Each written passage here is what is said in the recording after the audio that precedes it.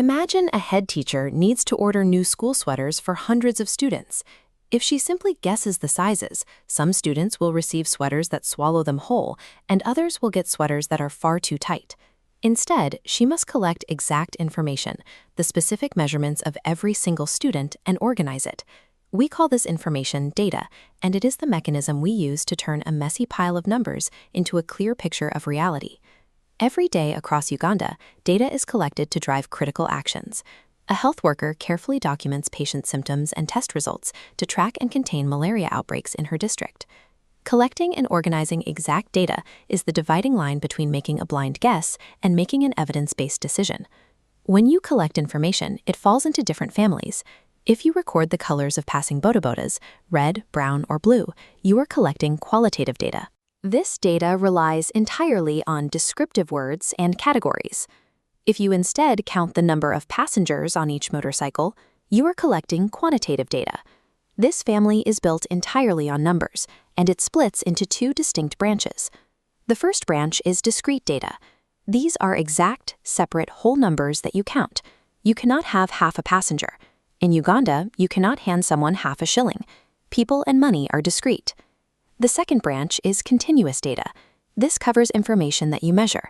It can fall anywhere within a range, meaning it includes decimals or fractions. The mass of a sack of pasho, or the height of a mango tree, is continuous. Knowing exactly which family your data belongs to tells you the mathematical rules you must follow when you graph it later. Suppose a farmer in Luwero wants to track his harvest over a week. He starts shouting out numbers as workers pull matoke from the trees. Writing a raw, running list of numbers in the field quickly leads to confusion. It is very easy to lose your place and make counting errors. To fix this, we use a tally chart, converting a chaotic stream of numbers into an organized table. You draw one vertical mark for each item. On the fifth item, draw a diagonal line across the first four, creating a neat bundle. Instead of counting 50 individual marks one by one, you simply count your bundles by fives. This allows you to instantly calculate the total frequency of any item in your dataset. This is a bar chart representing a class's favorite local foods. We have the specific food categories labeled along the bottom x-axis and the number of students plotted on the vertical y-axis. The height of each rectangular bar corresponds exactly to the frequency of that data point. If 10 students prefer pasho, that bar rises to the number 10. Notice the spacing. When representing discrete or qualitative data in a simple bar chart, there is an absolute rule. You must leave equal gaps between every bar. The bars do not touch. A common mistake is drawing the bars mashed together. Touching bars are strictly reserved for an entirely different type of graph called a histogram, which is used for grouped, continuous data. The gaps in a simple bar chart visually prove that categories like pasho and matoke are completely separate from one another. Sometimes we want to see how parts make up a whole. A pie chart represents our total data as a full 360-degree circle. You cannot just sketch the sizes of the slices. You must calculate them using a strict formula.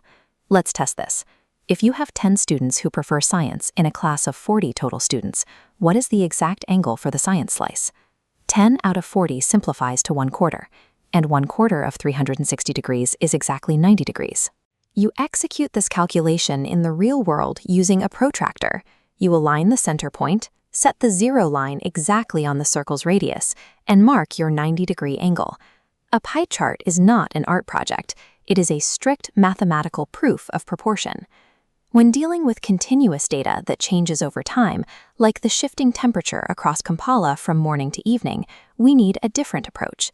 This line graph maps those daily temperatures. It plots exact data points for each hour and connects them with straight lines to reveal the precise shape of the warming and cooling trend. By mapping historical movement clearly, line graphs serve as the best tool for predicting what the data might do next. Mastering these foundational tools gives you analytical power. Identify your data family, organize with tallies, construct bar charts with gaps, and calculate pie charts mathematically.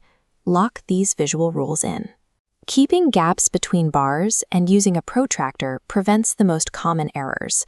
Transforming messy raw numbers into accurate, readable charts gives you the ability to prove arguments, spot trends in your community, and make smart, evidence-based decisions.